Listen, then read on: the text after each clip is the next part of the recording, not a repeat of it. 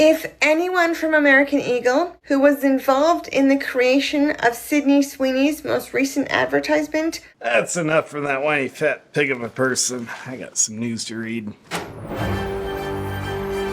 Good evening and welcome to We Lie to You News. Tonight's top stories. American Eagle is under fire for a racist Sydney Sweeney ad. Congress passes the Pelosi Act. Trump disses the mayor of London. And is Justin Trudeau dating an astronaut? All that and more tonight, starting with... American Eagle is under fire from non-heterosexuals for their Sydney Sweeney ad that utilizes what's called effective marketing tactics. However, people on the left are very maturely melting down in rage about it for two reasons. One, because she's not a fat pig. And two, because the ad is racist Nazi propaganda. How so, you might ask? Well, in the series of ads, it utilizes the tagline, Sydney Sweeney has good genes. Now you might think that is referring to the jeans she's wearing, but it's not. Then you might think it's referring to her genes that make her a beautiful person, but it's not. You probably wouldn't think it's referring to her genes that make her a white person, but it is. Thus, after digging several tangential layers beneath the surface and making a giant assumption, it's safe to conclude that the Sydney Sweeney ad is saying that the genetic genes that make you white are the good genes. Shame on you, American Eagle. This Justin! May we remind you that everything is racist, and if you don't see it everywhere, it's because you're racist. However, American Eagle is outright lying about the incident, claiming that Sweeney is a beautiful woman who is being used to motivate other women to buy their product. That's provably a fabrication, because if their objective was actually to motivate women to buy their product, they would use someone like Calvin Klein did in order to move the sales needle backwards. Or they'd feature someone incredibly relatable to potential women buyers like Ulta Beauty did. Take a look. Who's that? She's so pretty. I got highlights since then. In other news, after a UK visit, President Trump had these words of praise for the mayor of London. But Europe has a big immigration problem. But they also liked when I said that they have one of the worst mayors anywhere in the world in London. He's a horrible mayor, nasty guy. Stupid guy, in my opinion, but he's a nasty man. We have no idea what Trump is referring to, but in other news, here's this year's winner of the Miss London beauty pageant.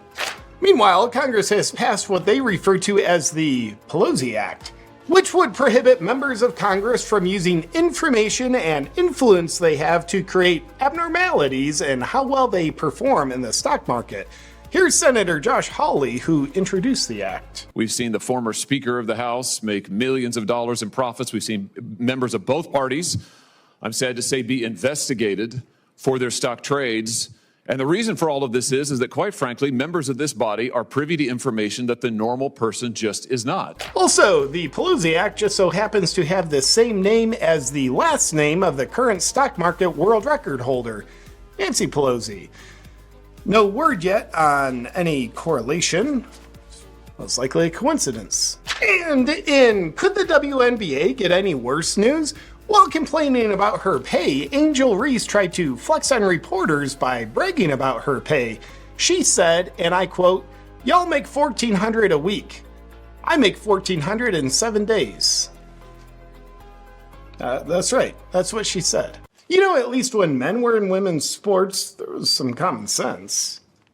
And finally, is former Prime Minister of Canada, Justin Trudeau, dating current astronaut Katy Perry? Rumors are swirling as they were seen having dinner together. While nothing is confirmed, here at the station, we think they'd be a great couple as they have a lot in common. They both pee sitting down, they both are hyper feminine, and they both have the same level of talent when it comes to performing and running a country. That's it for today's news. Please remember to boycott the racist American Eagle. My body's composition is determined by my genes. Hey, eyes up here. I don't think I'm racist, but I really like watching that ad for some reason. Good night.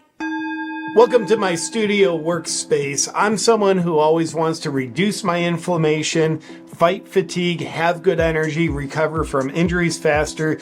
That's why I always have my Bond Charge Supermax red light panel at my desk at all times. But now being 44 years old and being such a fan of red light's anti-aging effects on the skin, I want to show you my new secret weapon, Bond Charge's red light face mask. It's no secret, and the research is out there, red light has powerful anti-aging effects on the skin. But I'm someone, as I age, I want to do everything in my power to not look like I'm aging. So now every day while I'm at my computer doing some of my work, I put on my red light face mask for a 20-minute session. And since I've been using it to get the most direct benefit of red light onto my face, I very much can tell the difference. My skin looks and feels smoother, healthier, and younger. I usually don't wear this out in public, just here at home. And you too can control how you age. Just go to bondcharge.com/JP and grab your red light face mask today. And while you're there, use the discount code JP for 15% off